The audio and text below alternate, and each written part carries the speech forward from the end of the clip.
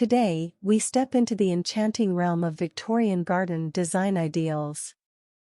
The Victorian era, known for its opulence and elegance, birthed a garden design aesthetic that still captivates hearts centuries later. Imagine colorful blooms intertwining, forming a tapestry of nature's finest artistry, while fountains whisper tales of tranquility. The Victorian garden was a haven for those seeking solace, adorned with archways dripping with climbing roses, inviting you to wander through its secrets. The key elements of Victorian garden design can be incorporated into any modern garden. You can make them your own, whether you live in the country or city, or have a backyard large or small. Take inspiration from Victorian gardeners and incorporate some of their garden features into your garden ideas for your modern backyard. Here National Trust gardeners advise on some of the key elements to include if you are planning a garden with a traditional appeal.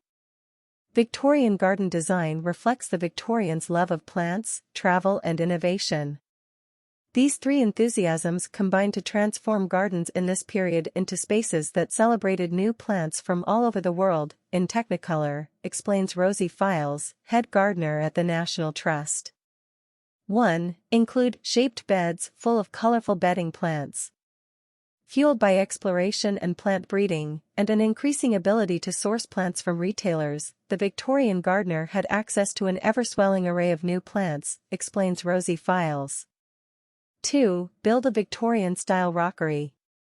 As the variety of plants brought back from expeditions to mountainous regions increased, Victorian garden design incorporated rock garden ideas. Victorian gardeners created a wide range of artificial landscapes, including rockeries that were designed to be naturalistic and were created for newly discovered ferns, alpine and rock plants that would not do as well elsewhere in the garden, explains Rosie. There are 2 rockeries at Peckover House and Gardens that would provide inspiration for a home garden rockery. We used any stonework that we could find, aiming to reuse and recycle. Stone and brick that tones in with the property works brilliantly. It doesn't need to be large, but it does need to remind you of the shape and irregularity of a stony area you might find on a mountain or a seaside cliff, explains senior gardener Jenny Windsor. When choosing plants for a rockery, consider the aspect: will they be growing in sun or shade?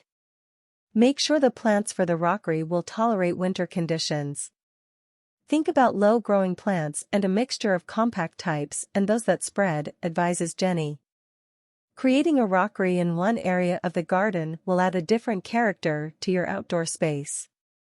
3. Grow exotic plants under glass. The Victorians popularized the fashion for cultivating under glass exotic plants brought back by explorers and plant hunters, explains Rosie Files. While gardeners living in USDA hardiness zones 9 to May 11th be able to grow these exotics successfully in their gardens, if you live in a colder hardiness zone, you can still enjoy these warmth-loving plants, as the Victorians did, by growing them as part of your greenhouse ideas, in summer houses or conservatories. The conservatory at Wallington Garden in Northumberland is known for its fabulous, striking flower displays. Beth Orton, who looks after the conservatory, advises to do what the Victorians would have done and stuff your space and pack it full of colorful, vibrant plants. To mimic the Victorians, include lots of rich, dark colors, burgundies, blues, yellows, shades of green, but no pinks or pastels.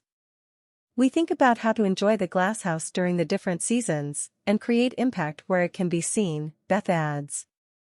Beth advises to take advantage of what can be grown from seed, and include some of the following exotics. Heliotropes. Coleus, which was introduced to the U.S. in the second half of the 19th century. Salpoglossus, also known as painted tongue. Cleome, or spider flower. Include really large growing plants, too. Arsena with its gold flowers covers half of the wall, Beth explains. Lemon verbena. Burgundy abutilon. Fuchsias. 4. Plant in a cottage garden style. Victorians romanticized rural life and created cottage gardens full of abundant planting and a mass of colorful flowers. One of the key elements of a Victorian cottage garden is an abundance of cottage garden plants joyfully crammed together with the emphasis on flowers rather than foliage, says Rosie Files. Hardy's Cottage, the evocative Dorset birthplace of author Thomas Hardy, is a prime example of a stereotypical cottage garden. Caps Browning-Smith looks after the garden at Hardy's Cottage. Informal and dense planting is the key characteristic of a cottage garden. Plants jammed in together, jostling for light and spilling over the paths, plants that have arrived as cuttings from neighbors and gifts from other gardens. There is no soil to be seen, she explains. Allow plants to self-seed by happy accident and self-colonize. Key plants for a cottage garden include foxgloves, fruit trees, hollyhocks, phlox, sedums, roses and Welsh poppies, says Rosie Files. Choose those that are hardy, single-flowered, sweet-scented and romantic, she adds. 5. Include different types of pelargoniums. Thank you for stepping into this exquisite world with us. Don't forget to like, share, and subscribe.